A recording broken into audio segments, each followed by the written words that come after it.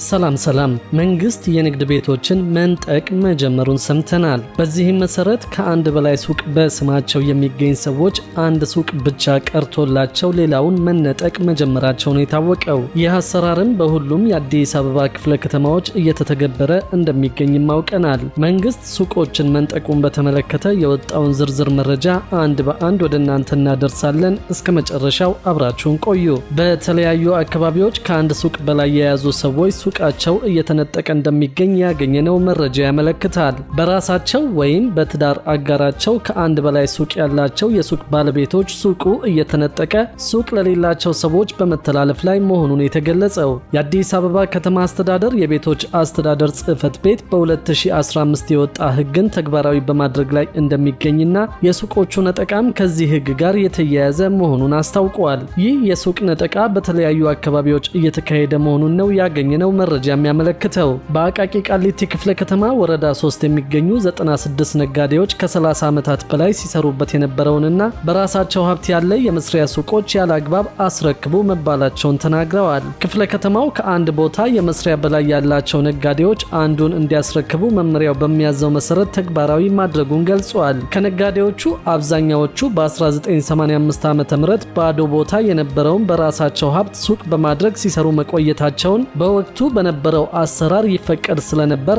አቅም ያለው ነጋዴ ቦታ በመግዛት ሱቅ ሰርቶ በአንድ ንግድ ፈቃድ ሲሰሩ መቆየታቸውን ነጋዴዎቹ ገልጸዋል። የአካባቢው ነጋዴ የመንግስትን ሕግ አክብሮ የሚሰራ የሚጠበቅበትን ግብርና የውል ማሳደሻ ክፍያ በአግባቡ እየከፈለ ሲሰራ የቆየ ነው። አሁንም የምንጠይቀው ሕጉን ለመቃወም ሳይሆን የዜጎችን መብት ባከበረ መንገድ ተግባራዊ እንዲሆን ነው ብለዋል። ከዚህ ቀደም አካባቢው በደረሰ የእሳት አደጋ በርካታ ነጋዴዎች ንብረታቸውን ማጣታቸውን ገልጸው በራሳቸው አቅም እንደገና ለመቋቋም ሲሞክሩ ማበረታታት እንጂ እንደዚህ አይነት ውሳኔ ማምጣት ለሀገርም ለሕዝብም የሚጠቅም አይደለም ሲሉ አስረድተዋል። ለሌላ ግለሰብ የተላለፈው ሱቅ መጀመሪያ ከ30 ዓመታት በላይ ሲሰሩበት ከነበሩት ነጋዴዎች ክፍለ ከተማው በአግባቡ ባለመረከቡ አዲስ የተሰጣቸው ግለሰቦች ሊረከቡ ሲመጡ ሱቅ ውስጥ ሌላ ሰው እየሰራ በማግኘታቸው በግለሰቦች መካከል አለመግባባትና ወደማይገባ ድርጊት የመግባት ሁኔታ መፈጠሩንም ጠቁመዋል። በ1994 ዓ.ም ቦታውን መግዛታቸውን የሚገልጹት ስማቸው እንዲገለጽ ያልፈለጉ ነጋዴ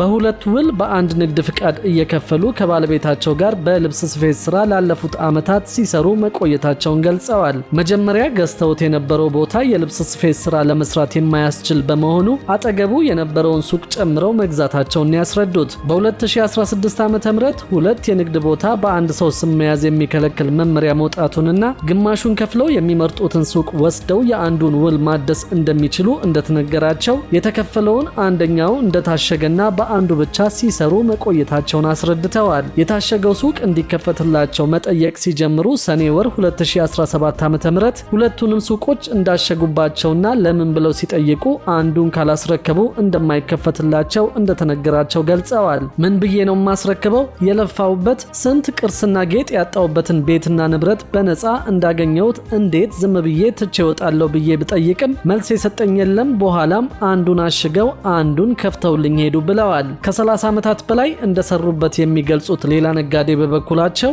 ባዶ ቦታ ወስደው በራሳቸው ገንዘብ መስራታቸውን ገበያው ሲለማ በህጋዊ መንገድ 7000 ብር የስም ማዞሪያ ከፍለው መረከባቸውንና የሚጠበቅባቸውን ክፍያ ሲፈጽሙ መቆየታቸውን ገልጸዋል። ሱቁ እንደተባለው ሁለት ሳይሆን አንድ ነው። ሁለት በር ወጦለት አያውቅም። በአንድ በር ነው ስሰራ የቆየሁት። ለጫማ ንግድና ለተዘጋጁ ልብሶች ፈቃድ አውጥቼ ስሰራበት ቆይቻለሁ በማለት አስረድተዋል። የአቃቂ ቃሊቲ ክፍለ ከተማ ቤቶች አስተዳደር ጽሕፈት ቤት ኃላፊ አቶ ኃይለማርያም አበራ በአዲስ አበባ ከተማ አስተዳደር ቤቶች አስተዳደር መመሪያ ቁጥር 6/2015 በተደነገገው መሰረት ውሳኔው ተግባራዊ እየተደረገ መሆኑን ገልጸዋል። በስሙ ወይም በትዳር አጋሩ አዲስ አበባ ውስጥ ከአንድ በላይ የንግድ ቤት ካለው የመረጠውን አንዱን ወስዶ ቀሪውን ለመንግስት ተመላሽ ማድረግ አለበት የሚል መመሪያ ማስፈሩን መመሪያው በዋናነት ያስፈለገውም ከተማዋ ውስጥ ከሁለት በላይ ሱቅ ያላቸው ሰዎች በፍትሃዊነት ለከተማዋ ነዋሪዎች ማስተላለፍ ስላለባቸው ነው ብለዋል። በ2017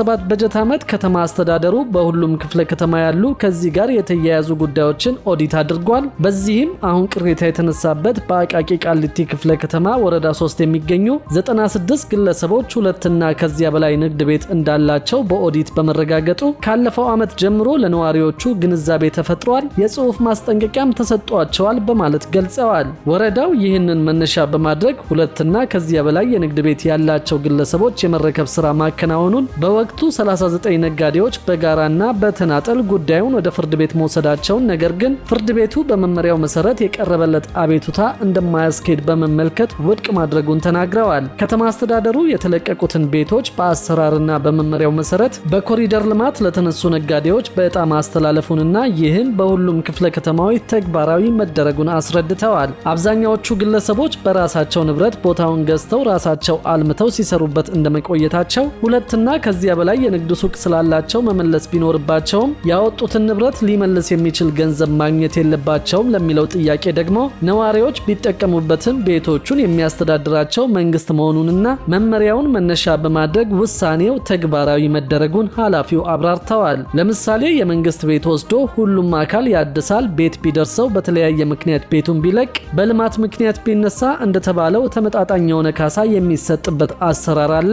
ይህ ግን በመመሪያው መሰረት ሁለትና ከዚያ በላይ ያላቸው የመረጡትን አንዱን አስቀርተው ሌላውን እንዲመልሱ እንጂ ሁሉንም አልቀማናቸውም ብለዋል። ነጋዴዎች የአዲስ አበባ ንግድና ዘርፍ ማህበራት ምክር ቤት የአቃቂ ቃሊቲ ክፍለ ከተማ አባል መሆናቸውን የሚገልጹት የቅርንጫፍ ጽህፈት ቤቱ ኃላፊ አቶ ሻምበል ሚደቅሳ ውሳኔው ትክክል አለመሆኑንና ነጋዴዎች በራሳቸው አልምተው ቤት በመስራት ለወረዳው ኪራይ እንዲገባና መንግስት ገቢ እንዲያገኝ ማድረጋቸውን ገልጸዋል። ነጋዴዎቹ እናቶችና አዛውንቶች በመሆናቸው ሌላ ስራ መስራት አይችሉም የሚሉት ኃላፊው በፊት በነበረው መንግስት ፈቃድ አግኝተው በውል እንደተቀበሉትና የሚጠበቅባቸውን ክፍያ ሲፈጽሙ መቆየታቸውን አስረድተዋል። የገቡት ውል ኪራይ ካልከፈሉ ለልማት ከተፈለገ ወይም ተከራዩ መመለስ እፈልጋለሁ ካለ እንጂ እየሰሩበት መውሰድ እንደሚቻል የሚገልጽ ክፍል እንደሌለውና ክፍለ ከተማው ሲጠየቅ በመመሪያው መሰረት ተግባራዊ መደረጉ እንደተመለሰላቸው ተናግረዋል። ነገር ግን የንግድ ምክር ቤቱ ውሳኔው አግባብ እንዳልሆነና በክፍለ ከተማው በኩል የሚገለጸው መመሪያ በሌሎች ክፍለ ከተሞች ተግባራዊ አለመደረጉን አንስቷል።